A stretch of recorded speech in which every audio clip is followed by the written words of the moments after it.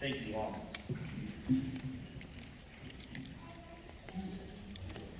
Yeah.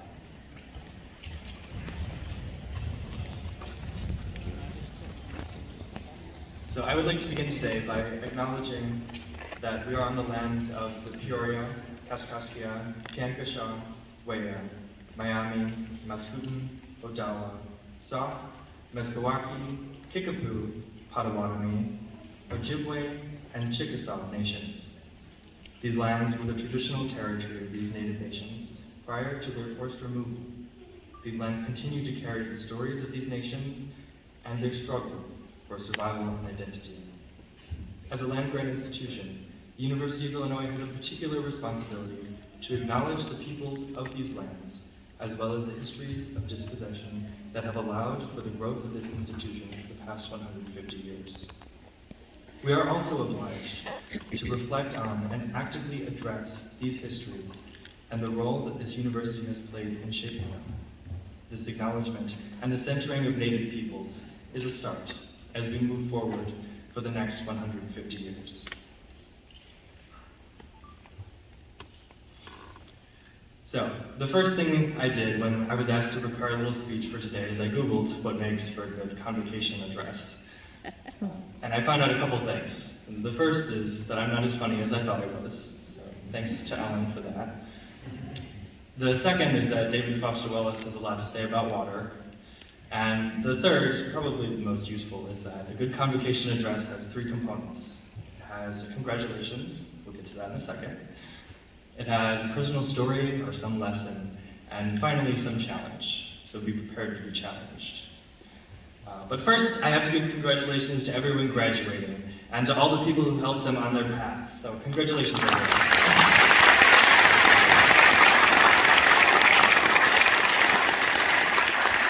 You all truly earned it, and a special thanks to all of our professors and department staff, several of whom are here tonight. I'd like to give a special thanks to Professor Eckstein and Marissa. She's here somewhere. Oh, there she is in the back. Professor Eckstein, who I was fortunate enough to have for 2 semesters of electricity and magnetism, who's been a mentor and a guide for letting your humanity and compassion lead you through life. And Marissa, for all of her hard work in help onboarding students into our community, not just in classes, but socially and experientially as well. And making sure that we're still on board months, semesters, and even years into this process. And I would be remiss to not also thank my family, my parents, my brother, grandparents, who are each responsible in some way for me being here tonight. So if you have any complaints, they're sitting right over there. You can take it up with them. So now that we've done the congratulations personal story, so there I was, my second ever class at university. It was Physics 212, E&M, Professor Stelzer. And he starts the first clicker question on the first day of class by saying that he wants everyone to get to know each other. You know, your names, your majors, because not everyone's a physics major. You know, everything you tell someone you just met at a party. And spoiler alert, this is not a story of me flawlessly executing a formative college experience. So when my response was submitted, Professor Stelzer called on me for what I thought was to explain my answer to the question. I was taken aback when instead he asked me the name of the person who was sitting next to me. Now you might be wondering to yourself, why am I telling you this? And the answer to that is, you know, I still talk to this guy. His name's Andrew, and he's a chemical engineer who's actually at a ceremony much like this one today. And I hope that this helps demonstrate how early we started to build community here as students. And I hope that you take this gift and run with it. The slogan of UIUC is the power of I. And that power can be many things. It can be the power of I will heal, the power of I will help, and a bunch of other things that don't start with the letter H. But from day one, what I felt is the power of I belong. Belonging to a group of peers who will crack open the universe in ways that I can't fathom. Belonging to a group of peers who had my back when quantum mechanics got the best of me, or when the lock-in amplifier I built wasn't working, even though I swear to this day that I made that thing correctly. It just wasn't working. But most of all, belonging to a community where I could be myself.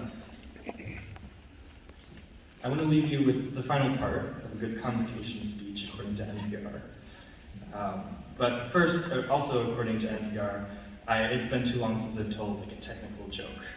So instead of working another story of me going to the wrong classroom, which I did my first day of calculus, or me submitting the wrong homework assignment, which I did 3 weeks ago, sorry about that to my TAs, I wanted to share a joke that I crowdsourced from my study group. So here goes. My grandma, who's here tonight, used to always tell me, before you criticize someone, you should walk a mile in their shoes. That way, when you do criticize them, you're a mile away and you've got their shoes. So finally, my challenge to you is to bring the same community that we've all been instrumental in upholding on the next part of your journey.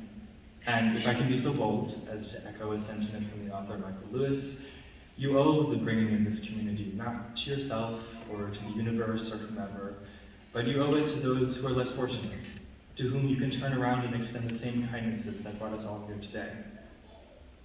Thank you, and congratulations to the class of 2022.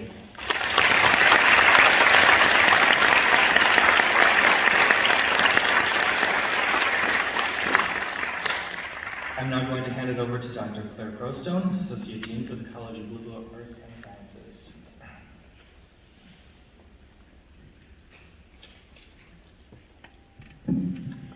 Thank you very much.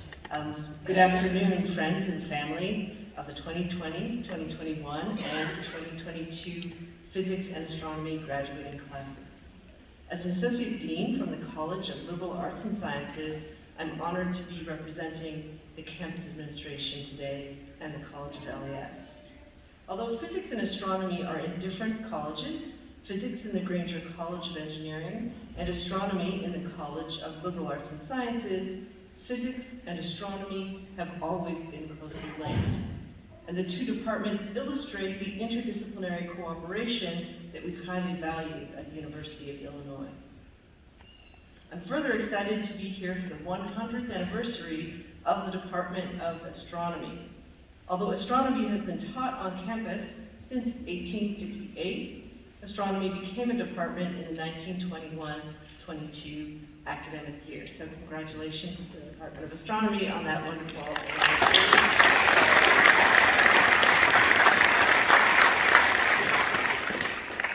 I'm also happy to be here to celebrate with the Physics Department the 100th year anniversary of physics alumna Dr. Rosalind Yallow's birth.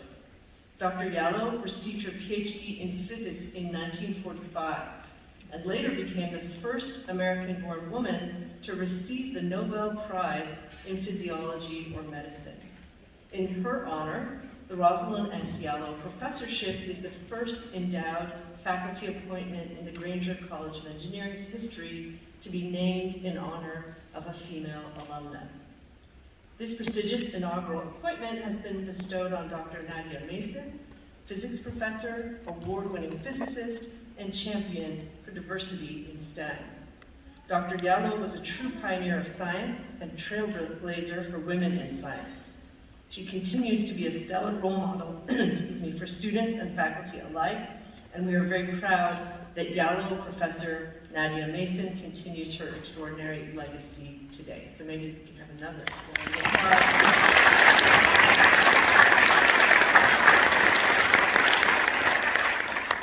Thank you. Since arriving at Illinois, you, the 2020, 2021, and 2022 physics and astronomy graduates, have trained with the best of the best. And you have succeeded in two of the most rigorous academic programs on our campus. You have worked hard and should be immensely proud of yourselves for what you have accomplished. More significantly, you who are here today have gotten here under circumstances never before experienced in the history of education. Your educational experience has been forever marked by the economic and social changes you bore witness to these past 2.5 years. Not only did you survive, you persevered, you excelled, and today we are all witness to your grit, your drive for success, and your unwavering commitment to making a better life for yourselves, for your families, and for your communities. You make us all proud, our 2020, 2021, and 2022 graduates.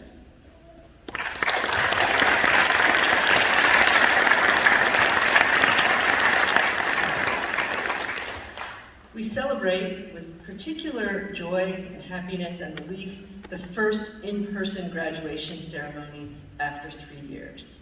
We very warmly thank all parents, grandparents, family, and friends who have faithfully supported your students during the challenging years of the pandemic and who generously have turned your homes into study halls for classes ranging from Astronomy 350, the Big Bang, black holes, and the end of the universe, to Physics 485, atomic physics and quantum theory. Never before were Einstein's relativity and Schrodinger's quantum theory so widely read, studied, and discussed. And I hope all the family and friends out there got a lot out of their unexpected education in astronomy and physics over the past couple of years on Zoom. Next, I would like to introduce Professor Gail Holder, the Fortner Endowed Chair in Theoretical Astrophysics, who is today's faculty speaker.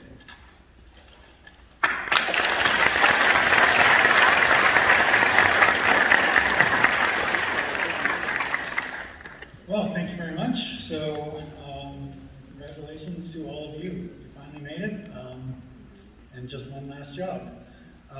So it's a tremendous honor that I'm here to give you your last lecture. So I think, what do we have, 50 minutes, I think? Something like that. This is actually a really special honor for me because it's physics and astronomy.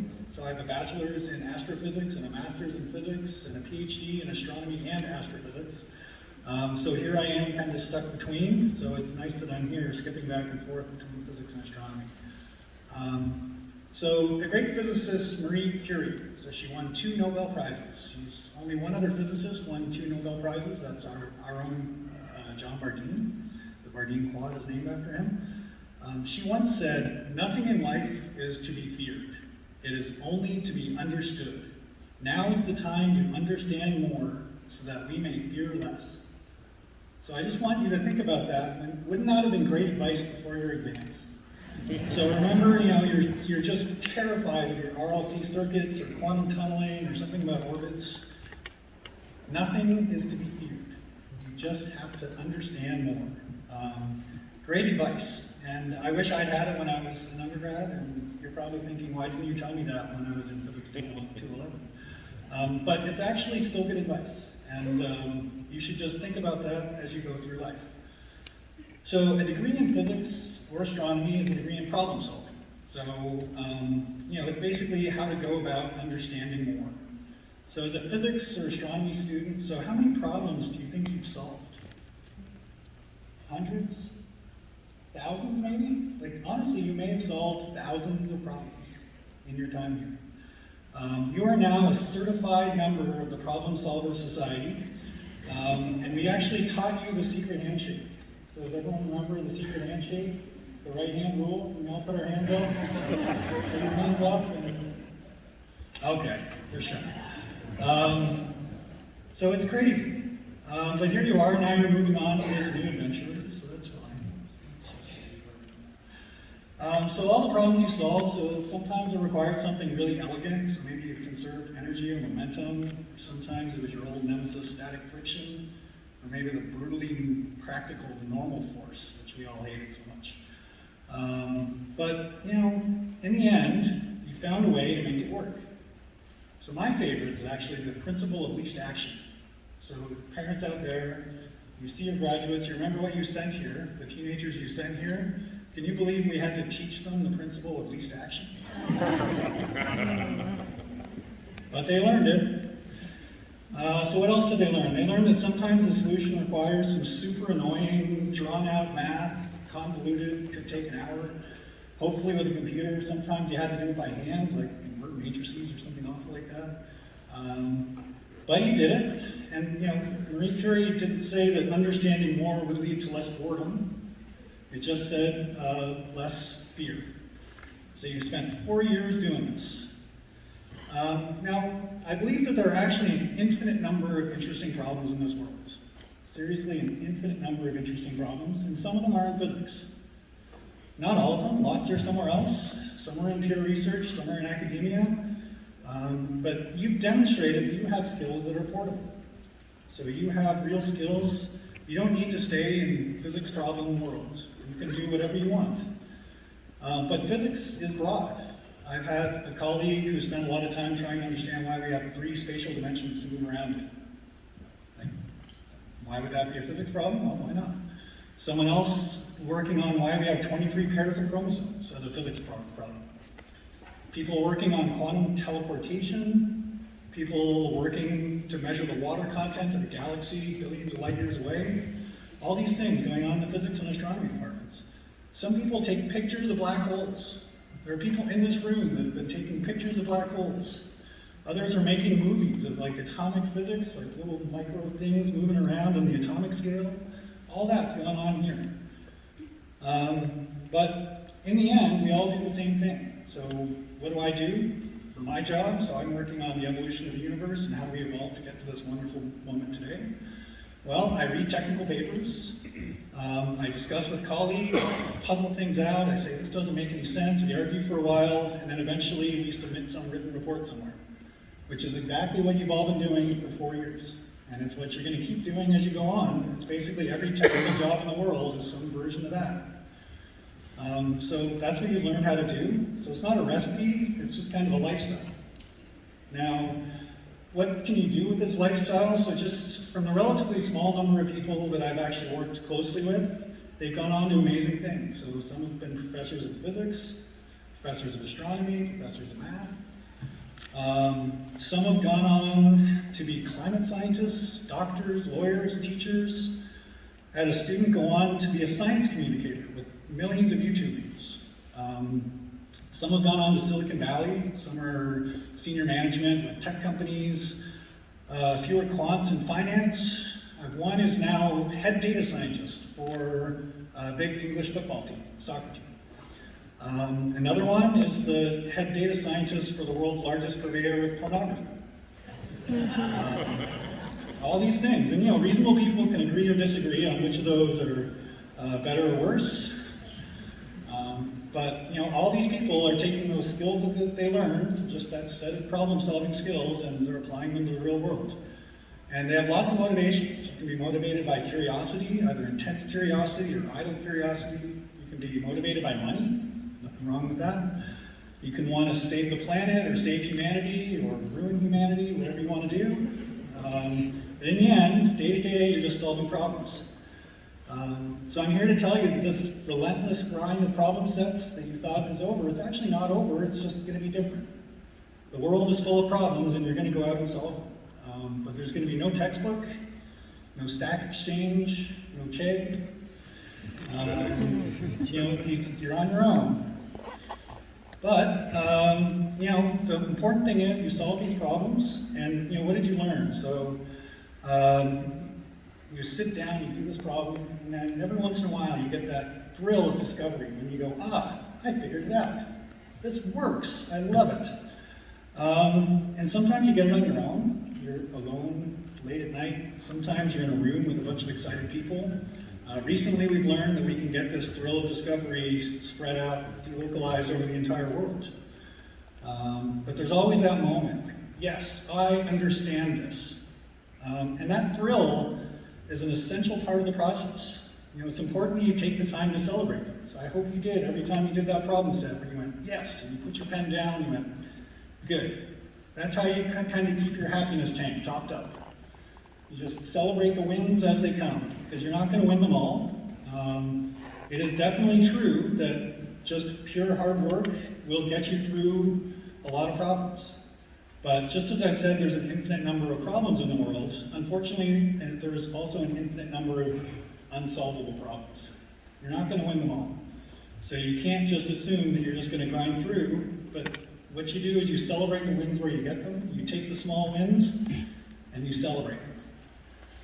So the world's out there, it's full of problems, and you are trained, you're ready to go. Some of them may require that principle of least action. Some may need a supercomputer.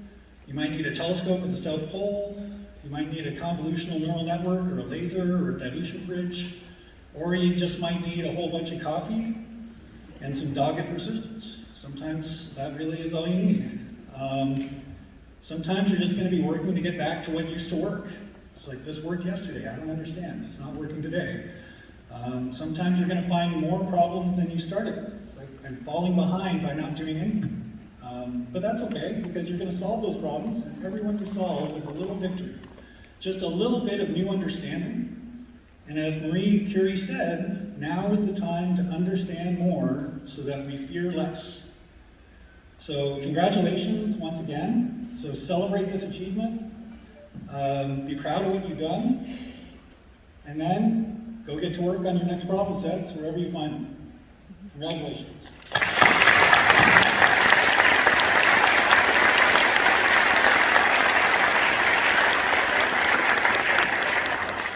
So now I'm going to turn it over to Professor Leslie Looney, who is the chair of the astronomy department.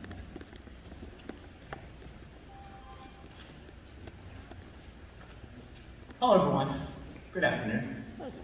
On behalf of the University of Illinois Department of Astronomy, I want to add my welcome to everyone here, parents, family, friends, faculty, staff, distinguished guests, and most of all, the incredible graduating classes of 2020, 21, and 22. Physics and astronomy, as has been said before, share a lot of commonality. We share a close bond, attending many of the same classes, which is why I'm glad we can celebrate this together.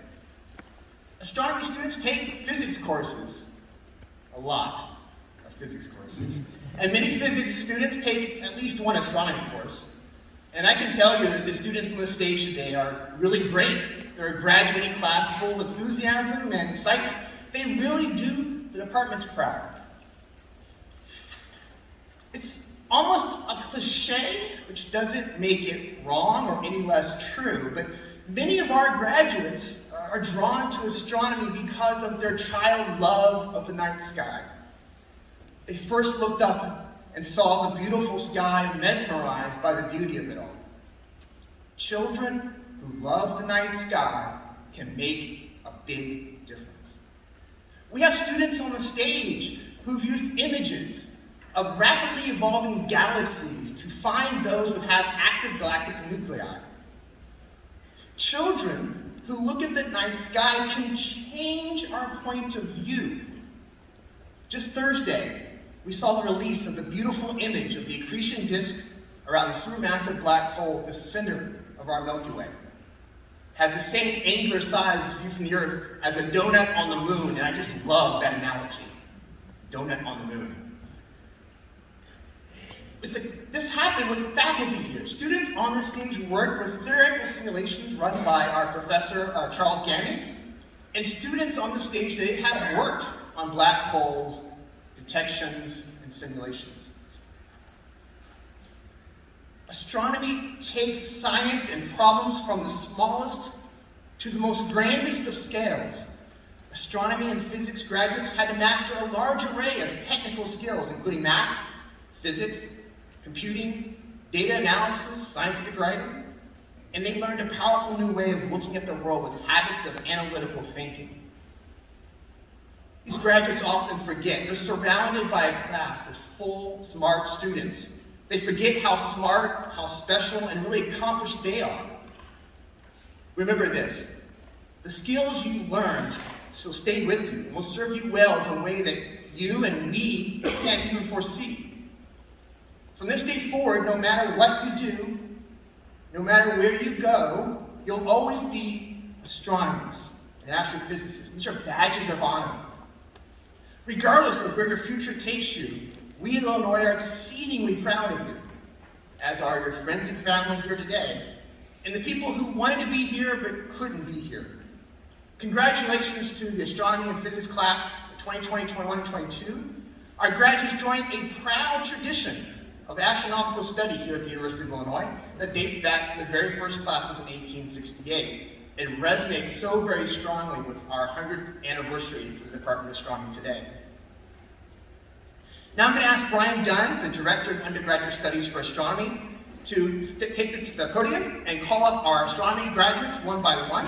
And they can walk up for Associate Dean Croston and I to hand out diploma cases and pose for pictures. Brian.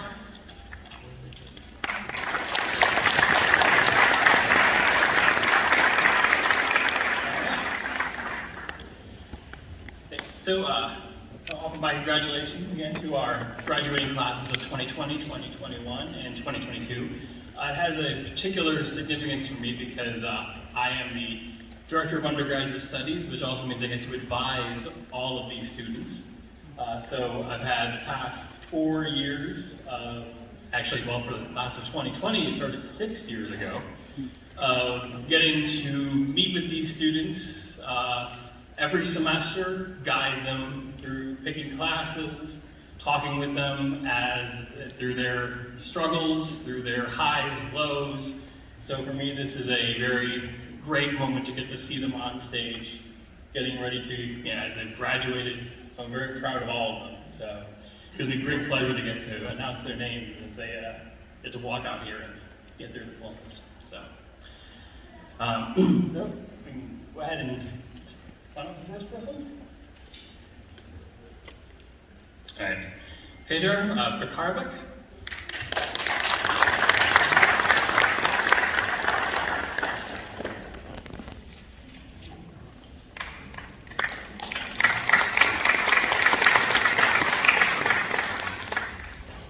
Hanshan Feng.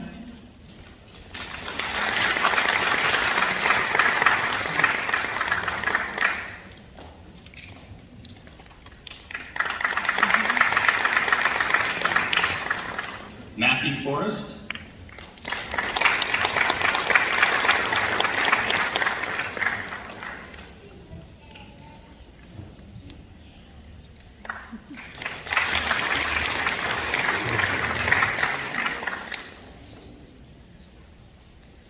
Elizabeth Grace Gates.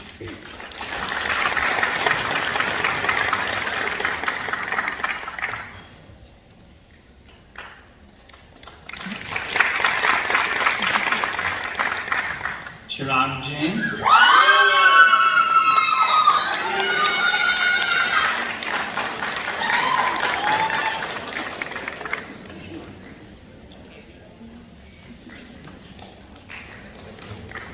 Christopher William Kausha.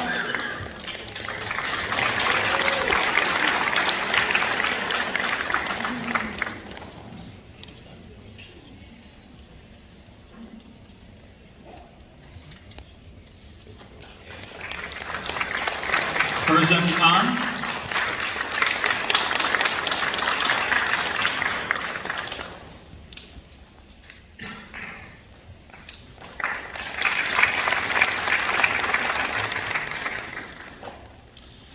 Jungmin Holly Lee was the Layla Suzanne Ryan Memorial Scholarship Award winner in 2021.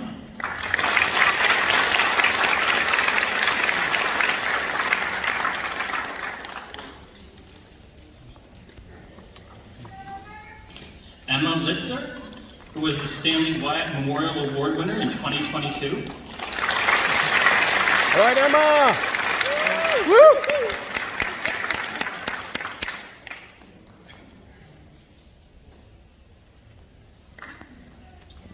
Philip Matasik.